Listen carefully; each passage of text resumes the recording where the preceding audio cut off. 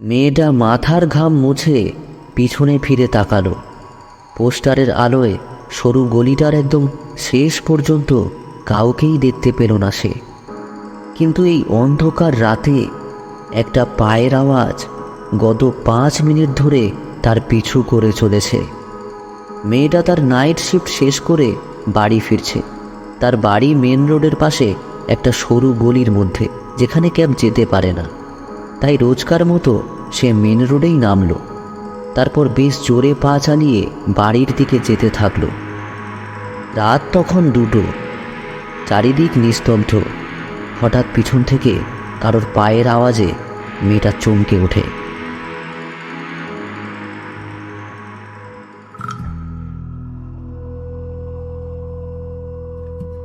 Last night horror station 3 AM এর বিশেষ নিবেদন দেবজ্যোতি হালদারের ভাবানুবাদে কলি। আমাদের চ্যানেলের সমস্ত গল্প শুনতে এখনই সাবস্ক্রাইব করুন আমাদের ইউটিউব চ্যানেলে।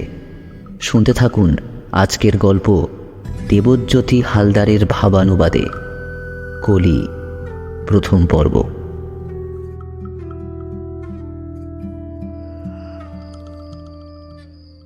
দেবরাজ ইন্দ্রর ওপর রেগে গিয়ে দুর্বাসা ঋষি দেবরাজকে অভিশাপ দেয়, তুমি যে অহংকারে আমাকে অপমান করছো সেই অহংকার তোমার আর থাকবে না। দুর্বাসা ঋষির অভিশাপের কারণে দেবতাদের ক্ষমতা ও শক্তি কমতে থাকে, তাদের মান সম্মানও তারা হারাতে থাকে। স্বর্গলোকে হাহাকার শুরু হয়ে যায়। শেষমেশ সকল দেবতারা ভগবান বিষ্ণুর কাছে যায় সাহায্যের জন্য। ভগবান বিষ্ণু সকলকে বললেন সমুদ্র মন্থন করতে। সেই সমুদ্র মন্থনের দ্বারা যে অমৃত সমুদ্র গর্ভ থেকে বেরিয়ে আসবে তা সেবন করলেই দেবতারা তাদের পুরনো শক্তি, ক্ষমতা ও ঐতিহ্য ফিরে পাবে। কিন্তু দেবতাদের শক্তি এতটাই কমে গেছে যে তারা একলা সমুদ্র মন্থন করতে সক্ষম হলো না। তাই তারা রাক্ষসরাজ বলির থেকে সাহায্য চায়। রাক্ষসরাজ বলি সাহায্য করতে রাজি হয়, শুধুমাত্র একটি শর্তে। সমুদ্র মন্থন করে যে অমৃত উঠে আসবে তার অর্ধেক যেন রাক্ষসরা পায়। দেবতারা সেই শর্তে রাজি হয়। কিন্তু যখনই সমুদ্র মন্থন শুরু হয়, সমুদ্রগর্ভ থেকে এক ভয়ানক বিষ বেরিয়ে আসে। সেই বিষ পান করার রাক্ষস বা দেবতা কারোর পক্ষেই সম্ভব ছিল না। বিষের তেজে দেবতা ও রাক্ষসরা ক্রমশ আরও দুর্বল আর অজ্ঞান হয়ে যেতে থাকে। তাই সেই বিষ পান করার জন্য মহাদেব প্রকট হন। তিনি সেই বিষ নিজের কণ্ঠে ধারণ করেন। এদিকে সেই বিষ মহাদেব যখন পান করছিলেন, তখন বিষের একটা বিন্দু গিয়ে পড়ে রাক্ষস কলির শরীরে, যার ফলে রাক্ষস কলির দেহ ধ্বংস হয়ে যায়। তারপর আবার শুরু হয় মন্থন, যার ফলস্বরূপ বেরিয়ে আসে অমৃত। তখনই দেবতা ও রাক্ষসদের মধ্যে দ্বন্দ্ব শুরু হয়। এই দ্বন্দ্বের ফলে অমৃতের কয়েকটা ফোঁটা মর্তে এসে পড়ে, যার মধ্যে একটা ফোঁটা কলির ওপরও এসে পড়ে। অমৃতর স্পর্শে সে আবার জীবিত হয়ে ওঠে, কিন্তু সে সশরীরে জীবন্ত হয়ে আসতে পারেনি। ওদিকে ভগবান বিষ্ণু মোহিনী রূপ ধারণ করে রাক্ষসদের সাথে ছল করে সমস্ত অমৃত পান করিয়ে দেন দেবতাদের। তখন থেকে মর্তে অর্থাৎ আমাদের পৃথিবীতে কলিপুরুষ বিরাজ করছে। সে এখনও সশরীরে আসতে পারেনি, কিন্তু সে তার শক্তির দ্বারা মানুষকে বশ করতে পারে। পৃথিবীতে পাপের পরিমাণ যত বাড়বে, কলিপুরুষের ততই শক্তি প্রাপ্তি ঘটবে। পাপ যখন চরম পর্যায়ে পৌঁছে যাবে, তখন কলি সশরীরে চলে আসবে আর সমগ্র পৃথিবীতে রাজত্ব করবে। পাপ চরম পর্যায়ে হবার ফলে আর পৃথিবীতে একটা অশুভ শক্তির রাজত্ব চলায়, তখন ভগবান বিষ্ণুর অবতার কল্কি অবতারের জন্ম হবে।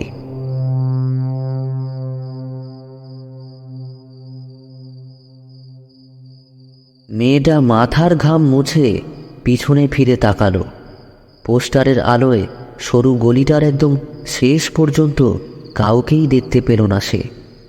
কিন্তু এই অন্ধকার রাতে একটা পায়ের আওয়াজ গত 5 মিনিট ধরে তার পিছু করে চলেছে। মেয়েটা তার নাইট শিফট শেষ করে বাড়ি ফিরছে। তার বাড়ি মেন রোডের পাশে একটা সরু গলির মধ্যে, যেখানে ক্যাব যেতে পারে না। তাই রোজকার মতো সে মেন রোডেই নামলো। তারপর বেশ জোরে পা চালিয়ে বাড়ির দিকে যেতে থাকলো। রাত তখন 2টো, চারিদিক নিস্তব্ধ। হঠাৎ পিছন থেকে কারোর পায়ের আওয়াজে মেয়েটা চমকে ওঠে। শুকনো পাতার উপর কড় কড় করে পায়ের আওয়াজটায় মেয়েটার সারা শরীর দিয়ে ঘাম ঝরতে থাকে। অনেক কষ্টে নিজের ভয়ের উপর নিয়ন্ত্রণ এনে মেয়েটা পিছনে ফিরে তাকায়, কিন্তু কালো অন্ধকার ছাড়া আর কিছুই দেখতে পায় না সে। মুখ ফিরিয়ে সে আবার হাঁটতে শুরু করে, কিন্তু পর মুহূর্তেই সেই একই পায়ের আওয়াজ। মেয়েটা আর পিছনে না তাকিয়ে তার হাঁটার গতি দ্বিগুণ করে দেয়। তখনই তার চোখের সামনে কোথা থেকে একটা কালো ধোঁয়া এসে ভরে গেল। এতটাই ঘন কালো ধোঁয়া যে মেয়েটা তার সামনের রাস্তা একেবারেই দেখতে পেল না। পর মুহূর্তেই সেই ধোঁয়ার পিছন থেকে একটা লোকের অবয়ব বেরিয়ে আসে।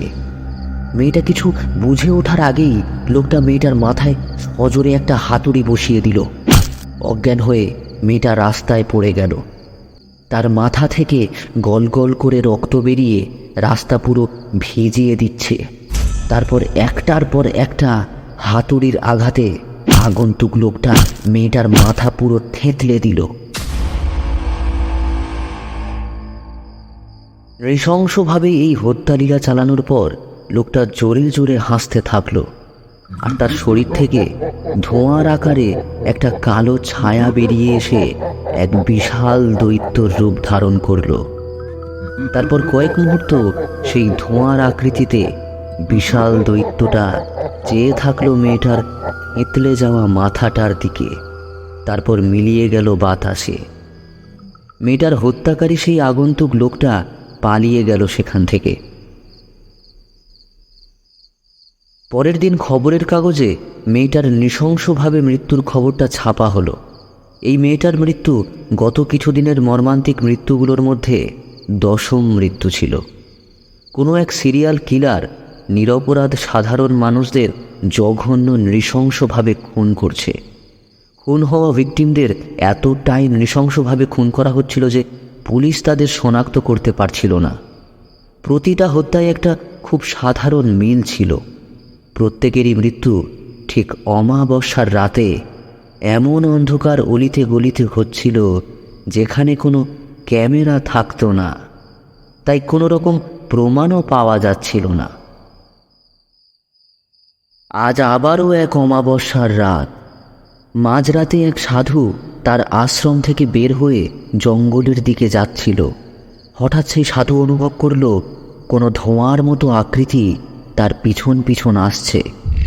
সাধু তাড়াতাড়ি পায়ের গতি বাড়িয়ে আশ্রমের দিকে ফিরে গেল। আশ্রমের খুব কাছে আসতেই হঠাৎ একটা লোক একেবারে ওনার সামনে এসে দাঁড়ায়। লোকটার চোখ রক্তের মতন টকটকে লাল। লোকটা হাতে একটা ছুরি বাগিয়ে রাগীভাবে সাধুকে দেখতে থাকলো। পরক্ষণেই জঙ্গলি জানোয়ারের মতো লোকটা সাধুর উপর ঝাঁপিয়ে পড়ল। সাধু তৎক্ষণাৎ আক্রমণকারী লোকটার হাত থেকে ছুরিটা কেড়ে নেওয়ার জন্য ধস্তাধস্তি শুরু করে।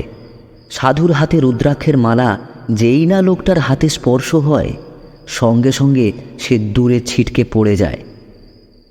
তারপর সেই লোকটা নিজের জ্ঞানে ফিরে আসতেই সাধুকে দেখে একটু ভয় পেয়ে যায়। এদিকে এই সব শব্দ পেয়ে আশ্রম থেকে অন্যান্য সাধু ও শিষ্যরা বাইরে বেরিয়ে আসে আর লোকটাকে ধরে পুলিশের হাতে তুলে দেয়। যা জিজ্ঞাসা করছি তার ঠিকঠাক উত্তর দিবি। এতগুলো লোককে কেন খুন করলি? কি ক্ষতি করেছিল ওরা তোর? আমি কাউকে মারিনি স্যার, আমি তো একটা সামান্য চোর। একদিন রাতে আমি চুরি করার পর মদের নেশায় চুর হয়ে বাড়ি ফিরছিলাম। হঠাৎ মনে হলো আমার নাম ধরে কেউ ডাকলো। কাছে গিয়ে দেখি একটা কালো ছায়া। ওই দিনের পর আমি কোথায় গিয়েছি, কি করেছি, কিচ্ছু জানি না স্যার, কিচ্ছু জানি না। পুলিশকে গল্প শোনাচ্ছিস? আমাদেরকে কি বোকা পেয়েছিস তুই? একটা দুটো নয়, পুরো 10টা লোককে নির্মমভাবে খুন করেছিস তুই। বডিগুলো দেখে কেউ মানতেই পারছে না যে এটা কোনো মানুষের কাজ। বেশি ভালো হবার নাটক করিস না, তুই মানুষ নয়। আমি শুধুই একটা চোর স্যার, আমার কথা দয়া করে বিশ্বাস করুন।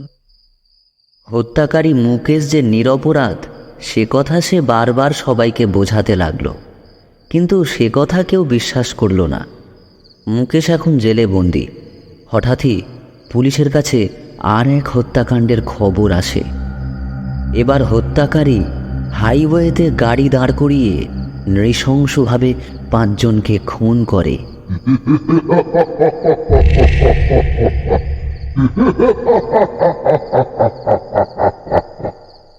মুকেশ যদি এখানে থাকে তবে এই খুনটা কে করলো?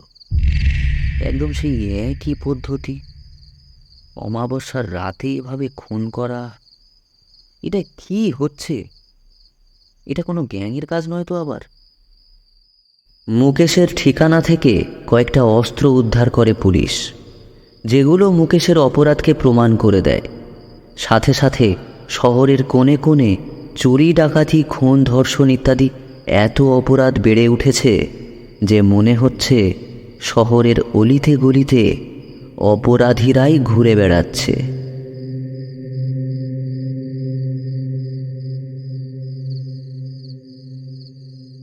পরিস্থিতি পুলিশের নিয়ন্ত্রণের বাইরে চলে গেছে।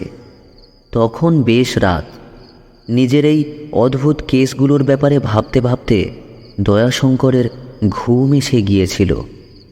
হঠাৎই ঘুমের মধ্যে দয়াশঙ্কর স্বপ্নে দেখল কেউ একজন কুড়ুল দিয়ে একটা বাচ্চাকে কুপিয়ে কুপিয়ে খুন করছে। লোকটার চেহারা যেন সাধারণ কোনো মানুষের মতো নয়, যেন কোনো নরখাদক। তারপর হঠাৎ দয়াশঙ্করের চোখে শহরের সরকারি হাসপাতালটা ভেসে উঠল। সঙ্গে সঙ্গে ঘুম ভেঙে যায় দয়াশঙ্করের। আর থাকতে না পেরে গাড়ি নিয়ে বেরিয়ে হাসপাতালের দিকে গাড়ি ছুটিয়ে দেয় দয়াশঙ্কর।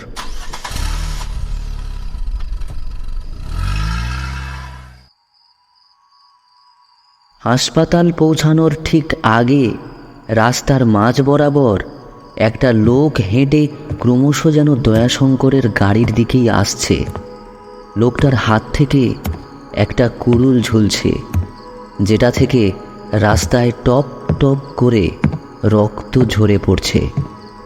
দয়াশঙ্কর তৎক্ষণাৎ গাড়ি থামিয়ে লোকটিকে গ্রেপ্তার করে গাড়িতে তুলে রেখে হাসপাতালে গিয়ে ঢুকতেই ভয়ে তার শিরদাঁড়া ঠান্ডা হয়ে গেল। তার স্বপ্ন একেবারে সত্যি হয়ে এখন ঠিক তার চোখের সামনে রয়েছে। হায় ভগবান, কি দেখছি আমি? স্বপ্নও কি এভাবে সত্যি হতে পারে? এরপর থেকে প্রতিবারই দয়াশঙ্কর স্বপ্ন দেখে, আর তার স্বপ্ন সত্যি হয়ে যায়। সে যত অপরাধীদের ধরে তাদের সকলেই একই গল্প শোনাতে থাকে যে সে কোনো অপরাধ করেনি। হত্যার আগে তারা কোনো এক ভয়ানক কালো ধোঁয়ার মতো ছায়া দেখতে পায়। তারপর তাদের আর কিচ্ছু মনে থাকে না। দয়াশঙ্কর জানত কোর্টে এই সমস্ত গল্প বলে কোনো লাভ হবে না। আইন কখনোই এই কালো ছায়ার ঘটনা স্বীকার করবে না।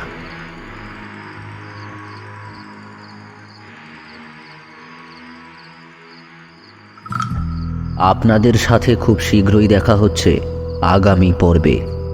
ততক্ষণ stay tuned and do not forget to like, share and subscribe to our YouTube channel and click the bell icon for notifications. ভালো থাকবেন, শুভ রাত্রি।